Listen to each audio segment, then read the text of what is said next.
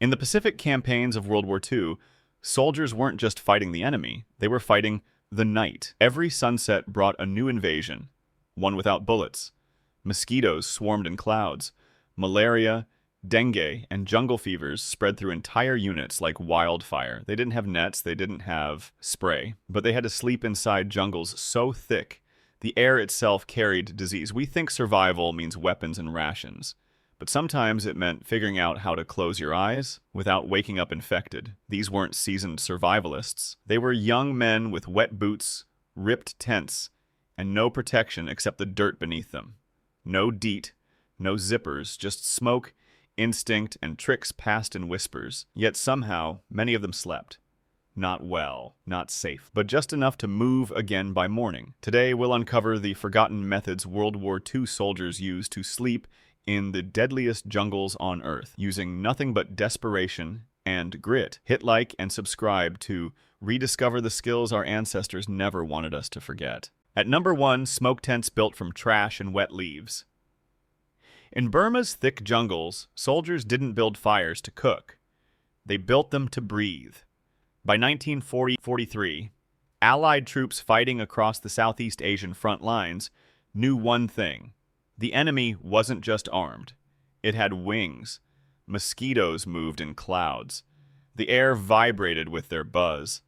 At night, malaria struck harder than bullets. Nets were scarce, sprays non-existent, and the jungle offered no kindness.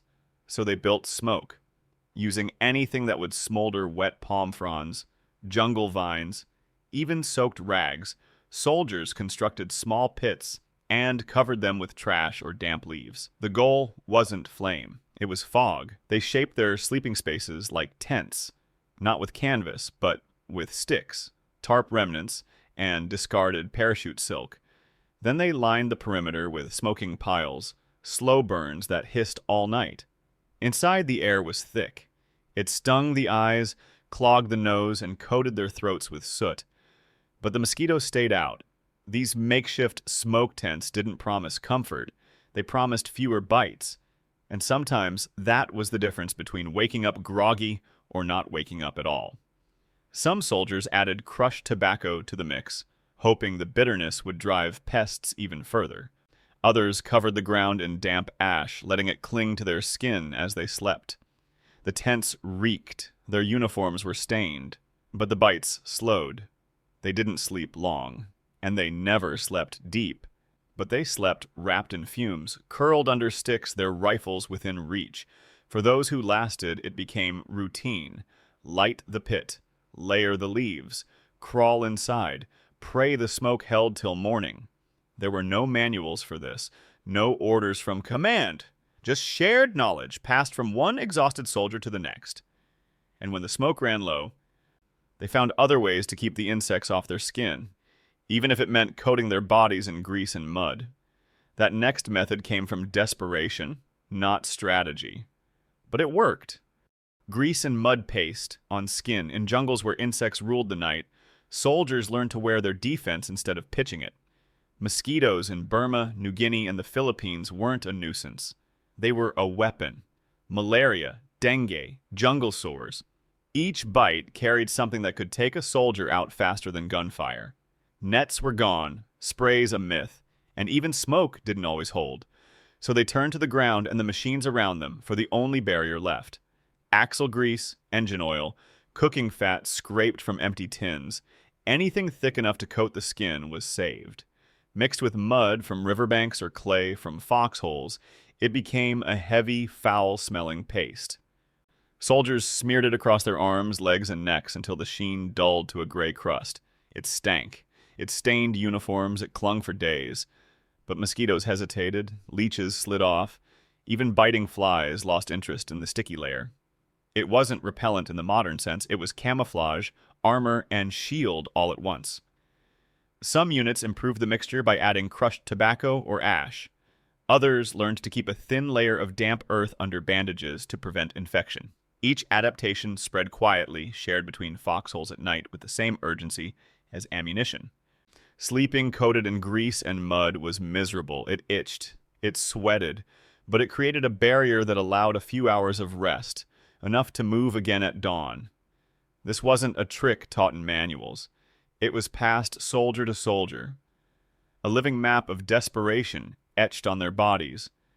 And every morning they scraped off what they could, only to start again when the sun set and the buzzing returned.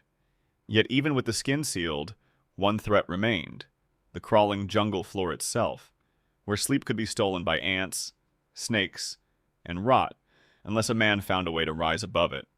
That's when hammocks, ropes, and broken gear became lifelines in the next fight for rest. Hammocks hung between shell holes. When the ground turned hostile, soldiers looked up not for hope, but for somewhere to sleep. After days coated in mud and grease, one truth settled in. The jungle floor wasn't just uncomfortable, it was dangerous. Wet roots, biting insects, crawling leeches, and the silent threat of rot made every inch of ground a gamble. Even wrapped in smoke or paste, rest was brief. Movement brought more bites. Stillness welcomed fever. So they climbed. With no gear issued for comfort, soldiers turned to their surroundings and their ingenuity. Jungle trees, broken branches, even the ragged edges of abandoned shell holes became anchors. Using rope from cargo packs, parachute cord, or stripped electrical wire, they fashioned hammocks out of anything strong enough to hold a man's weight. Sometimes it was canvas, sometimes ponchos, sometimes stitched together uniforms too tattered to wear. They hung these makeshift beds above the mud, strung low enough to stay hidden, but high enough to avoid what slithered or crawled. Resting off the ground gave more than relief. It gave protection. Airflow reduces sweat. Movement shook off insects. And being lifted just a little meant reclaiming a small piece of control. Many slept curled like rope themselves, swaying gently with the canopy. Others strapped themselves in with belts, fearing they might roll out in sleep and land back in nightmare. It wasn't comfortable, it was a strategy. The jungle couldn't be beaten, but it could be avoided.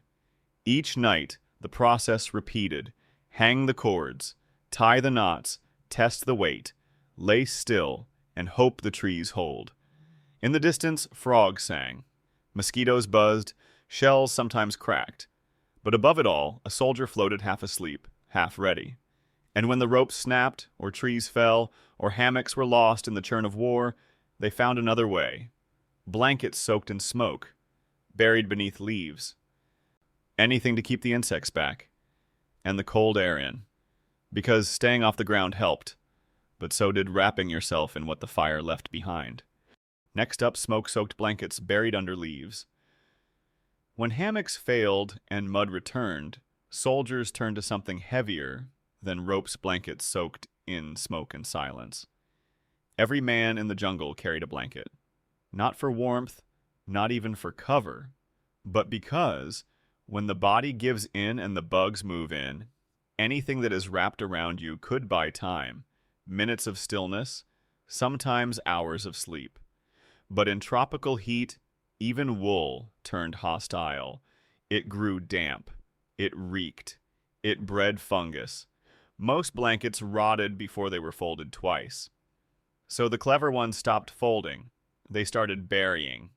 Near the fire pit, just beyond the tent line, soldiers dug shallow pits.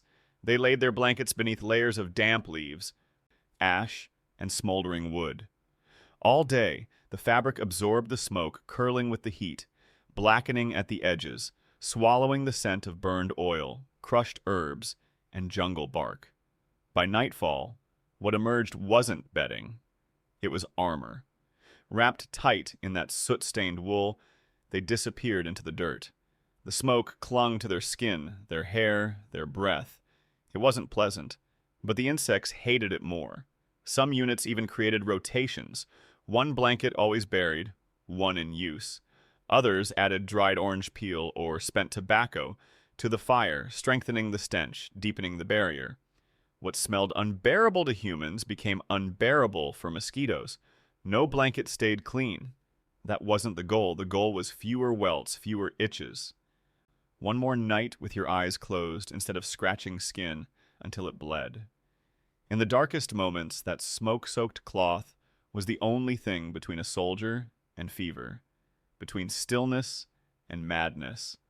And when nothing worked, not the hammocks, not the grease, not the buried wool, then men turned to each other, not for comfort, but for calculation. Because if one man stayed awake, the others might sleep just long enough to stay alive. And so came the rotation method, the human alarm clock of the jungle, of Number 4, guard rotation, sleep patterns in jungles. When no blanket kept out the fever and no smoke thinned the swarm, sleep became a team effort measured in minutes, not hours. By the time blankets were soaked and hammocks torn, one truth echoed through every jungle unit. Sleep couldn't be trusted. Not in full, not for long. The insects didn't wait. Neither did the heat, the snakes, or the fear. So soldiers broke the night into fragments. Rotations began. 2 men up, 2 men down. One watched the trees. The other slapped skin. Every 45 minutes they switched. Not because orders demanded it, but because the body could barely last longer. In that air, in that silence, in that sweat. Some teams worked in silence. Others whispered stories just loud enough to feel human again. But the mission stayed clear. Guard the rest. Count the minutes. Wake the next man. No one wanted the midnight hour. That was when the jungle breathed deepest. When the mosquitoes buzzed louder, like a language only they understood. But every soldier took his turn. Because to skip a shift was to steal someone's only chance at rest. Those who slept never truly relaxed. They curled close, boots still laced, rifles within reach. They twitched when leaves rustled, flinched when someone exhaled too hard, but knowing someone was watching even just swatting bugs meant their eyes could shut for a while. Some added subtle codes. 3 taps for snake, 2 for silence, 1 for your turn. These weren't rules. They were survival packs, and somehow it worked. Sleep wasn't deep, but it came. Enough to keep their hands steady the next day. Enough to speak without shaking. Enough to push forward. It was trust that did it, not in order, not in gear, but in the man sitting beside you, tired, bitten, and awake so you didn't have to be. But there were nights even that failed. When the rotation collapsed, the smoke choked, and every defense gave out. Then they turned to something darker, something bitter, boiled from the very things they once smoked or threw away. That's when the jungle taught them to steep tobacco, not for breath, but for skin. Number 5, boiled tobacco juice as spray substitute. When all barriers failed, when smoke thinned, hammocks tore, and shifts blurred, soldiers turned to poison. Not to drink, but to wear. Tobacco was everywhere in the jungle. Rolled, chewed, smoked. It wasn't a luxury, it was a lifeline. But when sleep slipped through the cracks and mosquitoes drew blood faster than bullets, soldiers discovered a different use. They boiled it. Cigarette butts, crushed leaves, discarded scraps from rations. Anything with nicotine was tossed into a mess tin. Water was added, then fire. The stench was immediate, bitter, sharp. Dark brown liquid bubbled to the surface, thick and angry. What they made wasn't a drink, it was war paint. Once cooled, soldiers rubbed the boiled tobacco juice over their arms, necks, faces, even their boots. It stung. It itched. But the insects backed off. Not always. Not for long, but long enough. The nicotine-rich brew acted as a crude repellent, a chemical warning. Even leeches hesitated. Some men mixed ash into it. Others added mud for thickness. The goal was to create a second skin, a barrier nature couldn't breach. The jungle fought back. Sweat melted the mixture. Rain rinsed it off. But the ritual remained. Every night they brewed.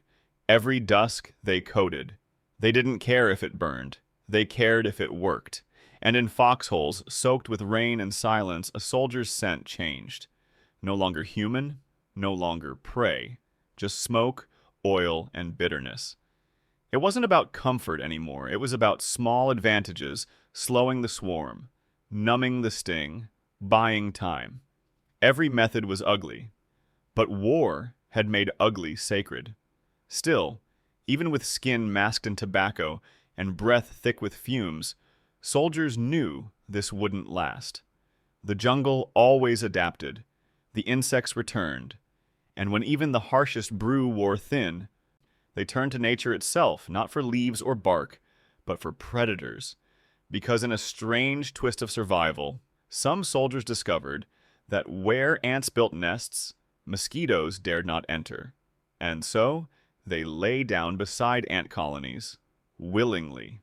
Next one, jungle ant beds as natural guards. In the heart of the jungle, the only protection left crawled. There came a point when every trick lost its edge. Smoke turned to fog, mud washed away, grease wore thin. The boiled tobacco burned more skin than it saved. And still, the mosquitoes came, undeterred, merciless, humming with hunger.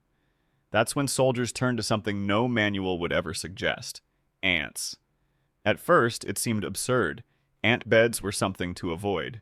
Angry swarms, painful bites, crawling chaos. But within the misery of jungle nights, someone noticed something strange. Wherever the ants were, the mosquitoes weren't. It wasn't a myth. It was balance. Mosquitoes laid low near stagnant pools, damp roots, and rotting ground. Ants, however, ruled dry mounds, vines, and tree hollows, aggressive defenders of their domain. Any small insect, any creeping threat, was met with a coordinated assault. So soldiers made a choice: sleep near the swarm to escape another. They rolled their hammocks close to large ant colonies. Some dug shallow trenches beside ant trails. Others cleared patches of ground near tree bases where ants had built high.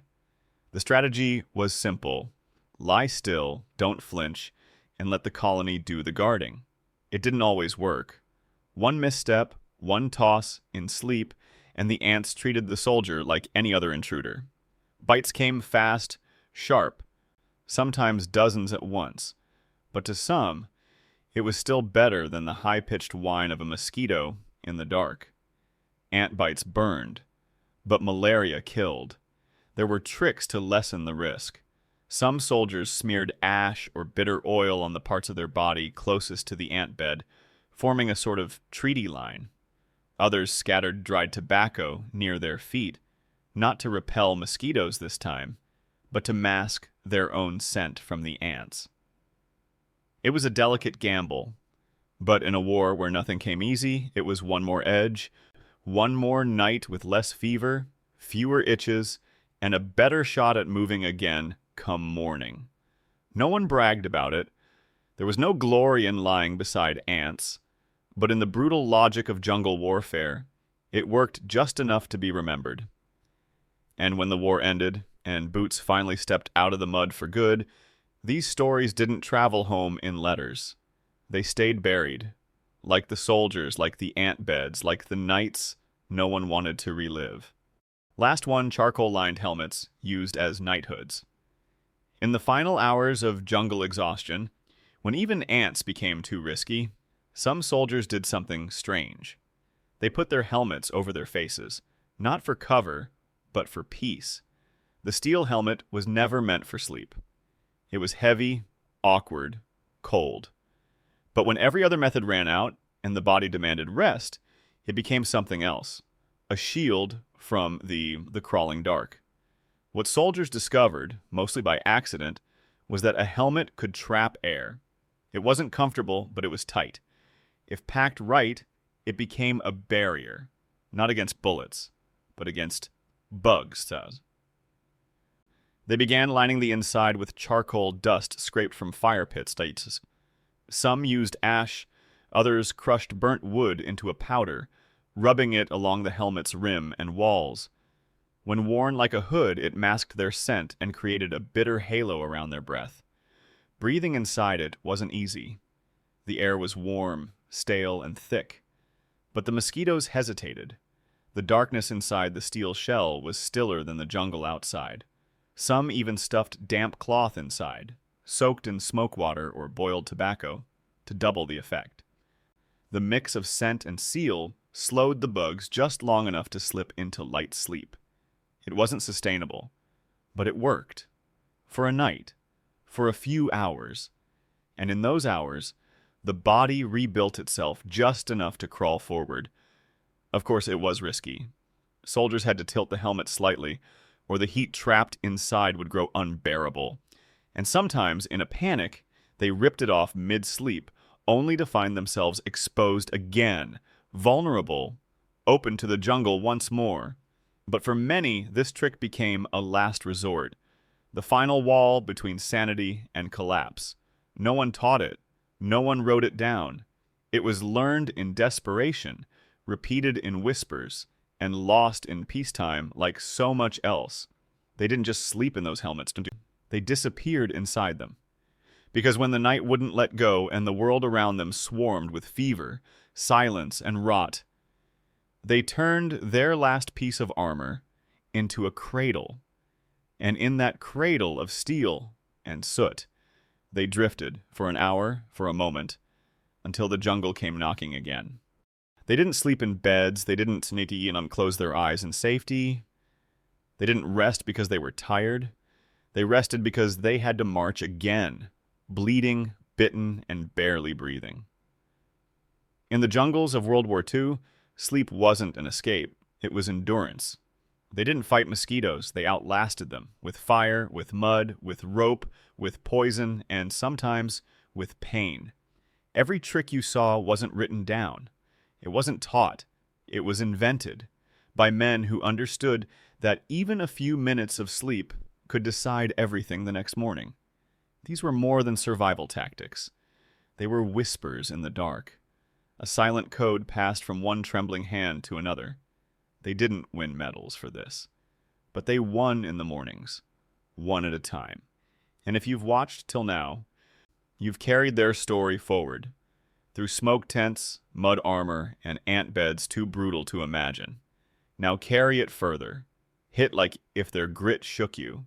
Comment if one detail is stuck in your chest. And subscribe, because these stories weren't loud then, and they won't be remembered, unless we tell them now.